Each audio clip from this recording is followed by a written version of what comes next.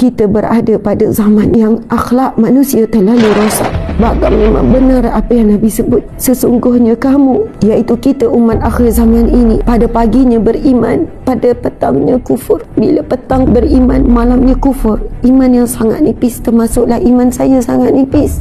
Nabi SAW bersabda, hadis yang sahih, akan tiba satu saat yang mana kamu akan dikerumuni oleh musuh-musuh kamu, musuh-musuh Islam. Mungkin di kalangan Yahudi, Nasrani, Majusi, mereka bersatu ibarat orang yang sedang lapar mengerumuni makanan hidangan. Kemudian Nabi SAW ditanya oleh sahabat, ya Rasulullah, kenapa ya Rasulullah? Adakah saat itu umat Islam sedikit ya Rasulullah? Kemudian Rasulullah kata, tidak, sesungguhnya umat Islam ketika itu ramai dan jumlahnya berganda lagi daripada kamu. Namun umat Islam ketika itu ibarat seperti buih di lautan. Ada buih, tapi buih itu sangat sekejap, buih itu akan hilang. Begitulah umat Islam di akhir zaman. Satu umat yang sangat rapuh. Bila datang ujian, bila datang sesuatu yang tidak dia suka, mulutnya terus menghamun tanpa menimbang dengan iman, tanpa dikawal dengan akhlak. Allahu Akbar. Terus membenci tanpa sebab, terus menghina dan mencaci sesama Islam. Lalu para musuh Islam bertepuk melihat perpecahan demi perpecahan sesama umat Islam. Musuh Islam tidak perlu buat apa-apa. Syaitan lagi berkuasa, mereka tak perlu buat apa-apa. Lalu Nabi pun menyambung sabdanya, sesungguhnya umatku ketika itu ditimpa dua penyakit, iaitu penyakit Al-Waham. Lalu sahabat bertanya, apakah penyakit Al-Waham itu ya Rasulullah? Lalu Rasulullah menjawab, penyakit itu ialah kamu sangat mencintai dunia dan kamu takut kematian. Dan itulah penyakit umat akhir zaman. Terlalu mencintai dunia, terlalu mencintai kuasa, mencintai kedudukan, terlalu mencintai diri sendiri, terlalu mencintai kumpulan-kumpulan, terlalu mencintai wanita, terlalu mencintai suami, anak-anak, sehingga kan akhirat ditolak tepi, Rasulullah ditolak tepi, agama ditolak tepi. Yang penting memuaskan kehendak hati. Hawa nafsu yang sangat besar menguasai kita. Saya bukan katakan pada orang lain, saya tuju pada diri saya.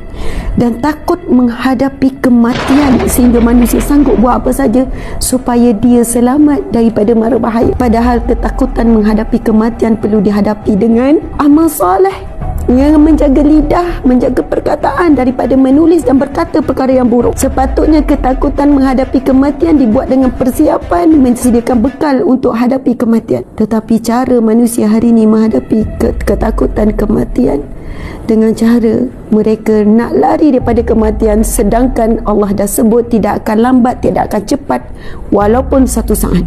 Tuan-puan yang dirahmati Allah sekalian, Nabi bersabda, ketahuilah, kamu akan mengikuti jejak langkah musuh-musuh kamu sejengkal demi sejengkal.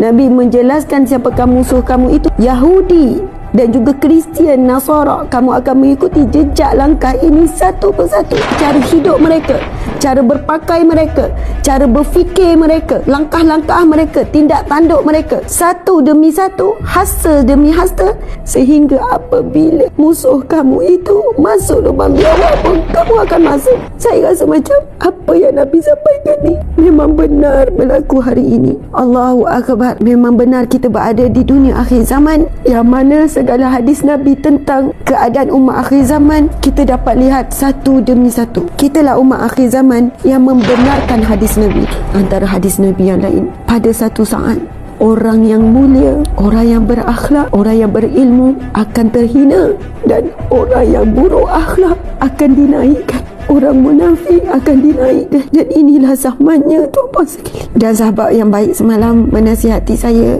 dia kata, Asma, terima kenyataan kita berada di akhir zaman, terima kenyataan kita berada pada kerosakan akhlak manusia, dan terima kenyataan cabaran akan datang lebih dahsyat. Bersedia, bukan keadaan akan semakin baik, tapi dia kata, ingat, tetap ada ramai orang yang ikhlas akan bersama, orang yang ikhlas yang akan tetap melihat ciri-ciri, sisi-sisi kebaikan. Saya tahu sahabat-sahabat semua sangat ikhlas. Kita ada rasa cinta yang begitu dalam, kita ada rasa rindu yang tidak bertepi, kita ada rasa empati dan kasih sayang sesama kita yang sangat-sangat kuat. Saya tidak mampu nak menyampaikan penghargaan dan hanya doa yang saya panjatkan pada Allah, hanya bukan untuk diri saya, keluarga, tetapi saya doa buat sahabat-sahabat yang ikhlas bersama di jalan perjuangan ini.